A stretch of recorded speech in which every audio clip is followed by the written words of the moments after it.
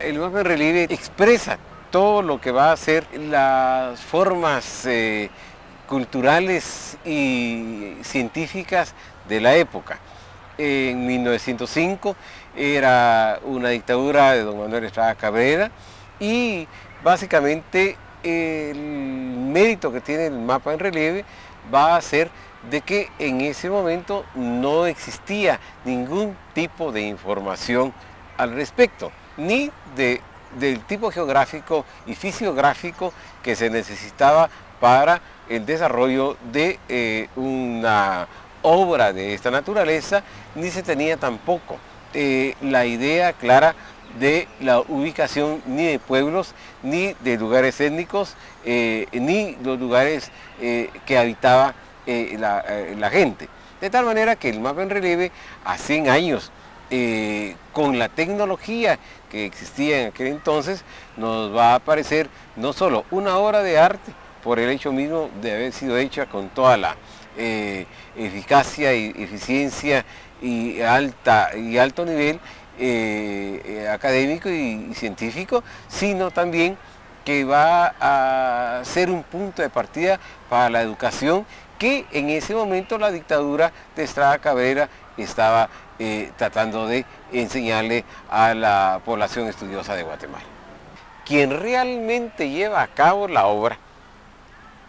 a través de todo un conocimiento profundo de lo que va a ser la fisiografía de Guatemala, el conocimiento de Guatemala, va a ser el ingeniero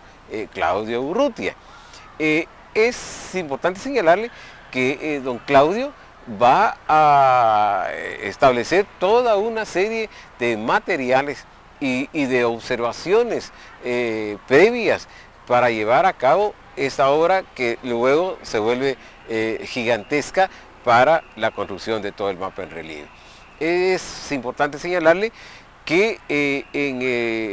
Claudio Urrutia probablemente conoció todo lo que había venido a realizar en el siglo XVIII la expedición científica de los Reyes Borbones en el siglo 1795 y que don José Mociño va a dejar, que también recorrió Guatemala, va a dejar en sus diarios de viajes que están en la Sociedad de Geografía e Historia de Guatemala. Don Claudio conocía y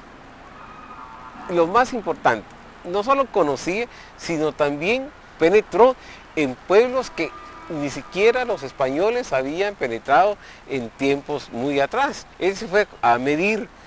con aparatos creados por él mismo. En aquel entonces, dado la técnica que se manejaba en ese momento, no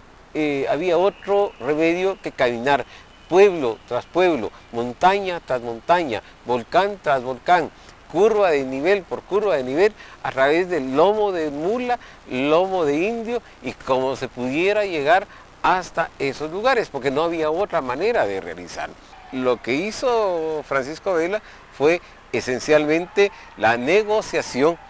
o para hacerlo más contemporáneo todavía, el lobby con el señor presidente de la República, que en ese caso era el dictador, pues, don Manuel Estrada Cabrera. De tal manera que quien realmente realiza esa titánica obra, porque realmente es una obra de titanes, lo que la realiza es don Claudio Urrutia, quien ya había estudiado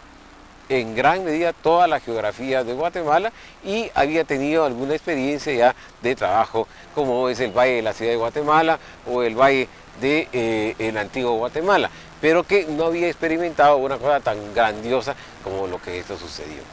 Claudio Urrutia es el primero que va a hablar en Guatemala de lo que posteriormente hoy es lo que todo el mundo conoce a 100 años plazo, que es la diversidad cultural y la diversidad social y natural de Guatemala. Yo quiero subrayar la autoría de don Claudio del mapa, la enciclopedia que él era en sí, el haber creado instrumentos específicos para ir midiendo el desarrollo de cómo se iba levantando ese mapa y cómo realmente además lo construye en muy poco tiempo. Ya con toda la tecnología contemporánea va a encontrar que las cotas de nivel es muy poco los centímetros y a veces milímetros que encontró don Claudio en relación con lo que realmente es ya medido por satélite, los GPS y todas las cuestiones ya relacionadas con la tecnología contemporánea. Eso le da un valor muy grande al trabajo de don Claudio, que tenía como objeto, insisto mucho, enseñar realmente qué era Guatemala. Hay que recordar que estamos en una dictadura en la cual básicamente se caracterizó por la educación. El conocimiento de la ciudad de Guatemala va a venir hasta 1946, de toda Guatemala. Antes solo se conocía la ciudad de Guatemala, el resto era desconocido, ni interesaba conocerlo tampoco. Es decir, la política no era el conocimiento de la Guatemala interior, sino era la Guatemala externa. Entonces, don Claudio tiene esa visión profunda, que posteriormente se va a volver política nacional, política de Estado, que es la del conocimiento actual de nuestra Guatemala contemporánea. Él es llamado en 1928 para fundar el Instituto Panamericano de Geografía e Historia, en donde él manejaba la Comisión de Geografía y Cartografía, como se la llamaba en aquel entonces. Y es un instituto que tiene vigencia todavía desde 1928 hasta la actualidad. Y por lo tanto es una de las figuras cumbres y tiene un reconocimiento en México. Una de las salas del Instituto Panamericano de Geografía e Historia lleva su nombre como un reconocimiento a su trabajo allá. Y aquí en Guatemala, en sus inicios, el Observatorio Meteorológico llevó su nombre, porque él, don Claudio, fue el primero que se preocupó por realmente medir el viento, la lluvia, etcétera, ya no a nivel empírico, sino a nivel de lo que la tecnología de ese momento implicaba, pero básicamente a través de lo que se conocía y lo que él inventó. Yo creo que una de las cosas más importantes que hay que señalar es lo que don Claudio inventó,